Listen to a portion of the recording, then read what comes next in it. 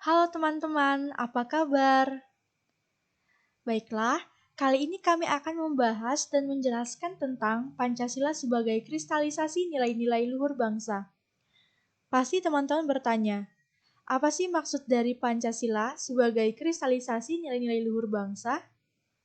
Nah, sebelum masuk ke dalam penjelasan inti, kami akan memaparkan sedikit mengenai sejarah dari Pancasila. Sejarah Pancasila.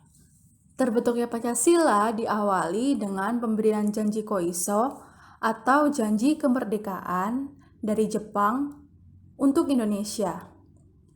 Kemudian dibentuklah BPUPKI pada tanggal 7 September 1944 dengan tujuan untuk menyelidiki segala hal yang berkaitan dengan pembentukan NKRI. BPUPKI melakukan sidang pada tanggal 29 Mei sampai dengan 1 Juni 1945 dengan tujuan untuk merumuskan falsafah negara Indonesia. Pada 1 Juni, Soekarno menyampaikan 5 asas yang disebut dengan Pancasila. Kemudian pidato tersebut disetujui oleh segenap anggota BPUPKI. Kemudian dibentuklah Panitia 9 yang bertugas untuk merumuskan Pancasila sebagai dasar negara Indonesia.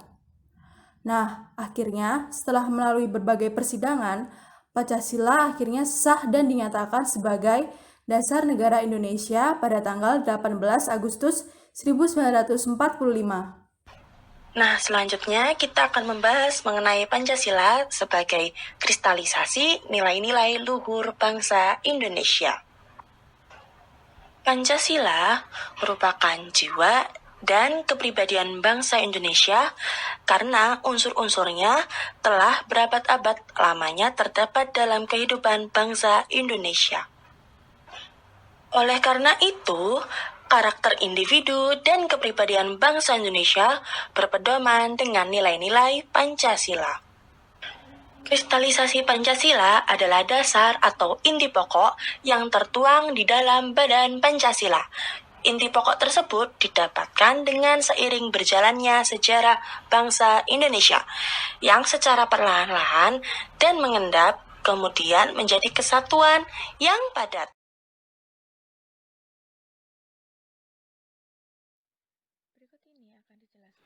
Selanjutnya akan dijelaskan tentang nilai-nilai dalam tiap-tiap butir Pancasila. 1. Ketuhanan yang Maha Esa. Nilai-nilai yang terkandung dalam sila pertama ini adalah di mana kita sebagai manusia yang diciptakan wajib menjalankan perintahnya dan menjauhi larangannya. Sila pertama atau religius menandakan bahwa bangsa Indonesia merupakan bangsa yang religius, terbukti dari ditemukannya cap-cap tangan di Gua Purba, terbukti dari ditemukannya sarkofagus, dan sebagainya. Sudah mengenal adanya sesuatu yang lain yang lebih besar dari manusia. Di dalam konteks masyarakat dalam kampus, masyarakat kampus berhak untuk memeluk agama dan kepercayaannya masing-masing dan wajib menjalankan apa yang diperintahkan dalam agama masing-masing dan menjauhi apa yang dilarang. 2. Kemanusiaan yang adil dan beradab.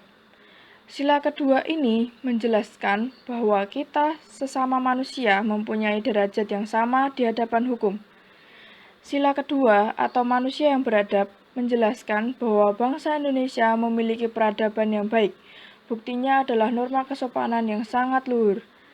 Norma yang sangat luhur ini dijunjung tinggi oleh masyarakat Indonesia dan memiliki kebudayaan yang tinggi. Jadi, inilah inti dari sila kedua.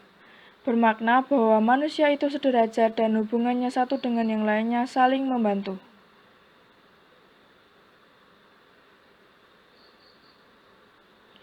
3. Persatuan Indonesia.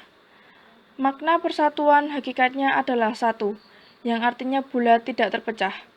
Sila ketiga atau nilai-nilai toleransi menjelaskan bahwa dari zaman dahulu bangsa Indonesia sudah melakukan toleransi, mengingat bangsa Indonesia terdiri dari banyak suku dan budaya atau yang disebut Bhinneka Tunggal Ika.